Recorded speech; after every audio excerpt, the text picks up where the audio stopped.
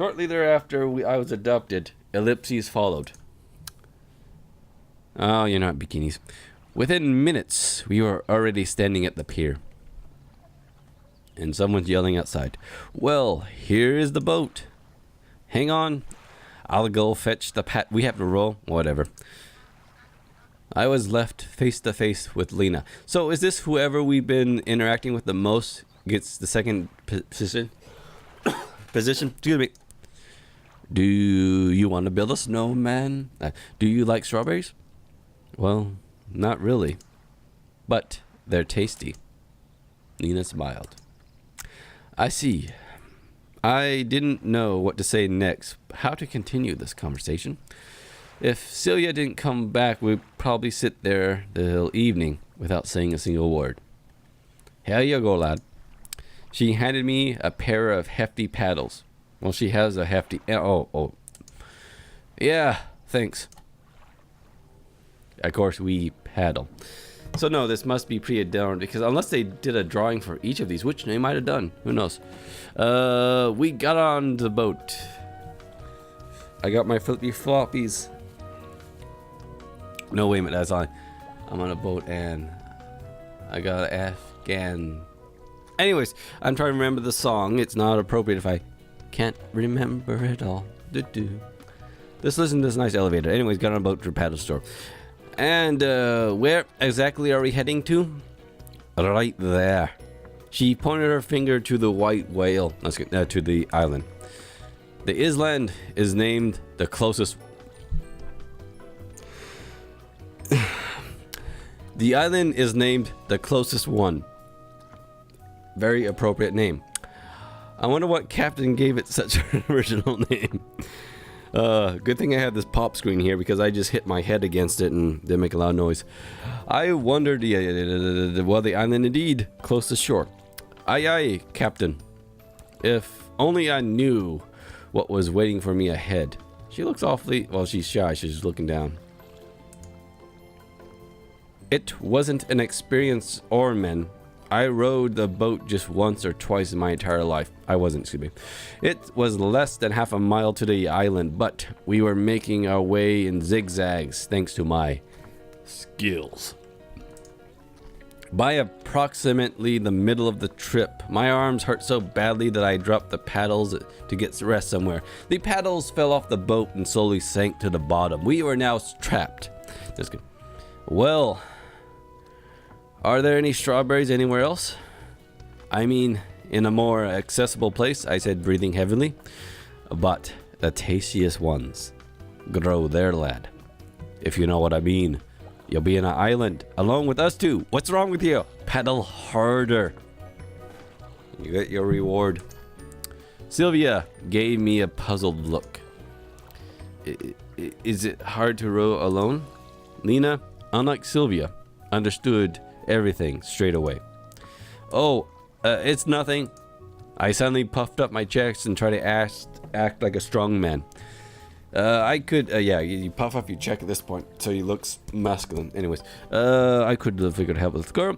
The rest of the way I spent concentrating on staying alive, staying alive, while getting to the island. Sylvia and Lena discussed something, but I wasn't listening. But you're freaking right there. It's hard not to hear. That was too much for me. Excuse me. At last, even, we arrived. Oh, nice. Again, I think I say this every video. I like the art style. Very almost watercolor-like sometimes in its nature. Completely exhausted, I got out on the shore and looked at the boathouse. It seemed so far away that I felt like the first person on the moon watching the earth rise. Here we go. Sylvia handed me a basket. It was a small island, barely 100 meters long. Don't know how long that is. No, I do actually. I used to run a 100-meter dash. And it looked more like a birch grove with even rows of trees covering its surface. I coughed in their face. I am fighting a cold again. A calm green sea spread beneath our feet, with its wind causing lovely waves on its surface from time to time. The island looked like a lost paradise. It was no wonder that the most delicious strawberries grew here. We got to split up, lad.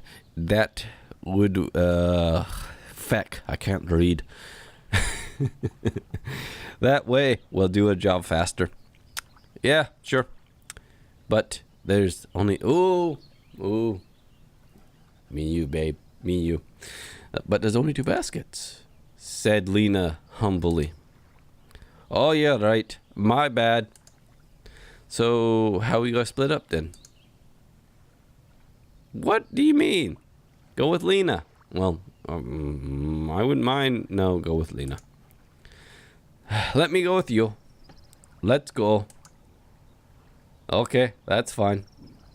She's really breaking hard inside because I'm not picking her. I know she's all jealous. No, just kidding. That's fine. Celia grabbed the second basket and ventured to the opposite side of the island. Well, let's go. Yeah. Lena smiled. Just pay attention. Don't leave a single berry behind. You too. Ellipses, always the third wheel, came along with us. At least Ellipses always brings some nice, calming music with them, though. You know that? You can't say that about any of the other friends that are the third wheel in anything. At least Ellipses brings an appropriate soundtrack with them. Anyways. So, it was harvest time. And I'm not talking about the strawberries. Anyways, indeed, the strawberries here were delicious. I could possibly eat them all if I didn't stop myself in time.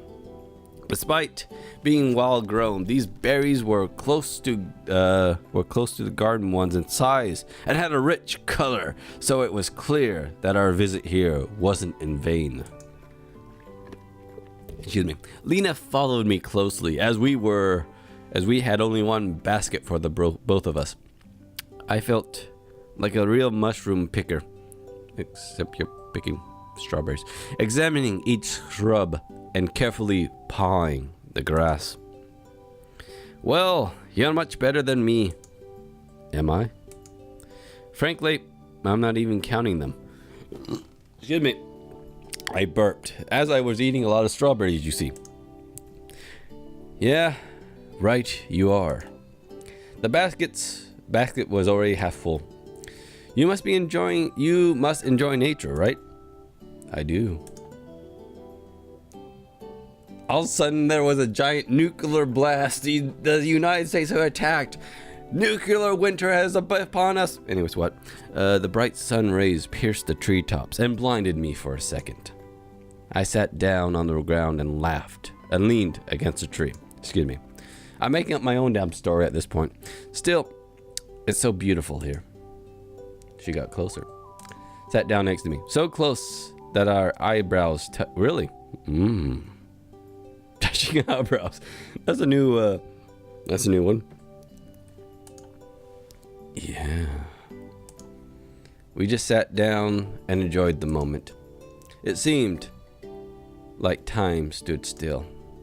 The wind gently shook the tree leaves. Some bugs lazily hopped around the grass, and splashes of sunlight played on the far away water surface. Excuse me. Isn't this similar to what we had before? Oh well, doesn't matter. Lena put her head on my shoulder. Wasn't she, if your eyebrows are touching, wasn't she already leaning on her forehead already? Oh well, my shoulder. Unless you have really long eyebrows. I was surprised at first, but then I heard her regular breathing and thought that it was just a matter. Hey, watch that hand, mister. Watch that hand. Ooh, Lena, what? Okay. I'm a pervert. Breathing and everything that matter, of course. Possibly she felt drowsy and wanted to take a quick nap. I just sat there and didn't think of anything for a few minutes.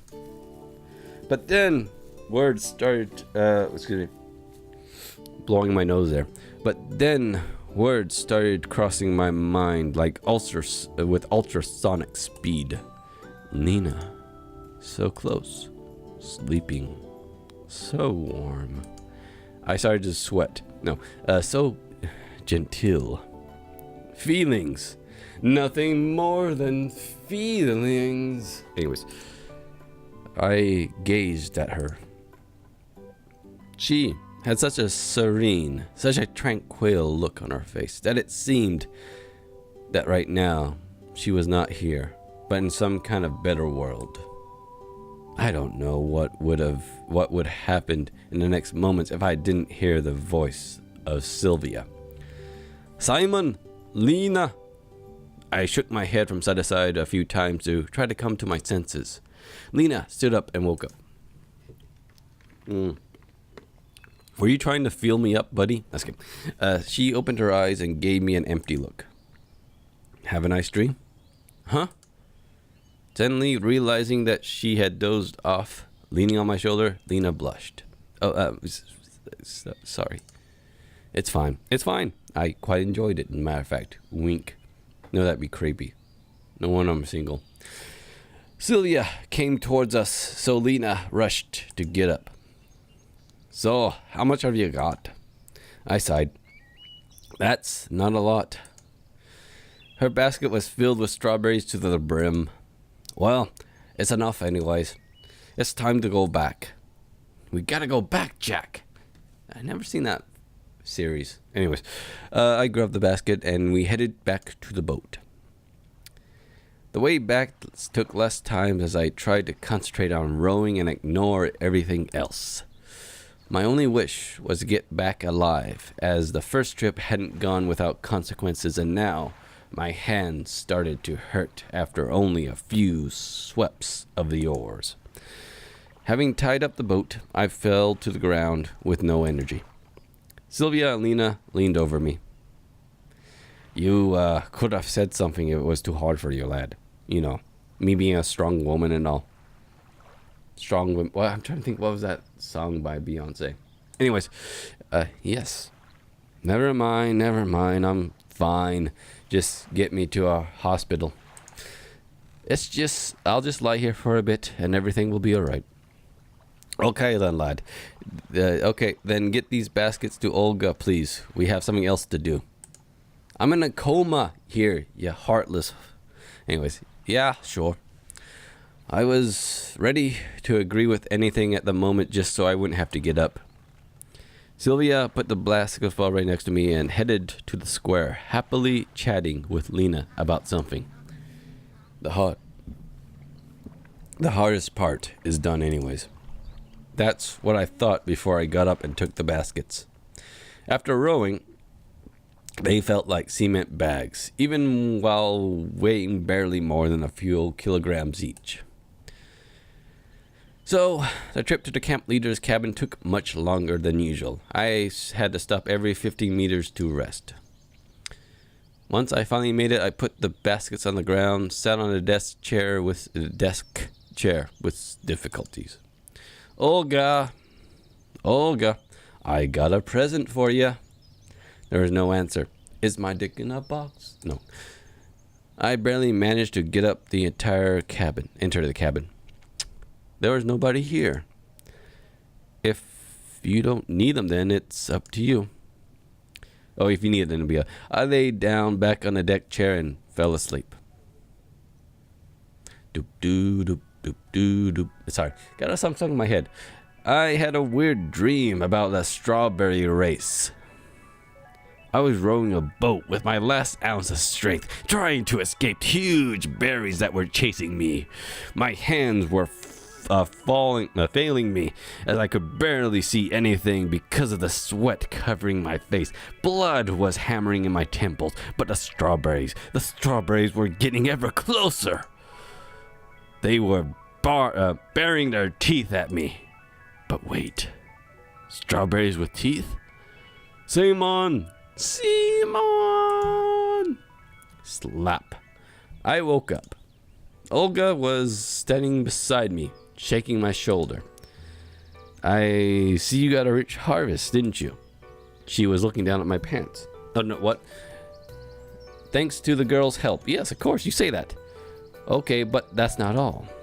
Seriously, I was just anticipating a lovely rest. What do you have? Do you know what these strawberries are for? What, the orgy later on? Gonna mix them with whipped cream and have some fun? No clue. Well, we'll make a cake out of them. I see. Don't you make a cake first, then put the strawberries on? Or do you blend them into the... Ooh. Blend them into the cake. That'd be nice. Anyways, I see, said the blind man. Well, that makes sense. To honor the miraculous rescue of Shurik. And it's all thanks to you. And Lena. Don't forget her. It was clear that getting the strawberries wasn't the last thing left to do. And why? Please tell me, if I'm such a hero, why do I have to organize a celebration in my name all by myself? Well, I guess.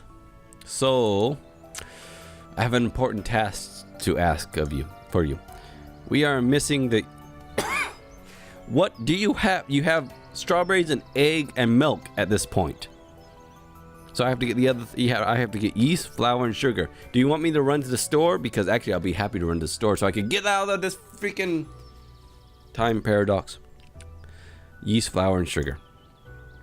And it needs all. And I need it all in a canteen before dinner. And those who will make the cake can't deal with it on their own somehow? I asked pitifully. Of course they can't. All of them are busy. And you're the only one in the whole camp who does nothing. While the words were partly true, that doesn't make it any easier for me now. Moreover, these words felt like a bullet to my head, shot through the heart, and you're to blame. You don't say with that face either. So, write it down. What? Yeast, flour, sugar? Pretty freaking simple to remember.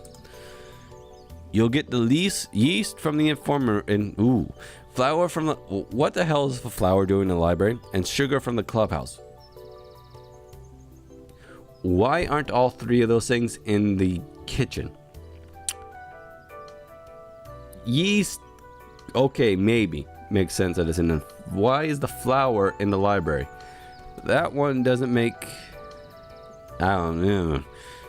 Sugar in the clubhouse. Unless they're doing some kind of experiment. Then again, the yeast in the clubhouse makes more sense because they're building something with it. Like the liquor. Wait, what? Wait, what? I have no time. Look at that. She's just enjoying this. Yeah, heartless woman. Good luck. She smiled slyly and left. Of course, there are a lot of strange things here in the camp, but yeast in an infirmary? Okay, I can deal with that, but... Yeah, see? Me and you, Simon. Same thought, same mind. And sugar? No, it's way beyond comprehension. I spat on the floor. She was still there and she was pissed that I didn't want to, and I won't believe this. Tell me, just tell me why you're pulling my leg. By the way, why did I say that out loud? I would not be surprised if a crowd of fat green trolls would appear here right now and beside me, with every one of them feeling obligated to laugh at me. Don't get that reference at all, but sure. So maybe to hell with the cake. Hell cake. I weighed my options for some time. No, if some major plan of Olga fell through, I'd be in a world of hurt. And it would complicate both my life in this camp and my search for answers, which I would have stopped quite a while. Anyways, oops, sorry, wrong button. Okay, again, I'm going to get rid of some whiskey and get some new stuff. Be right back.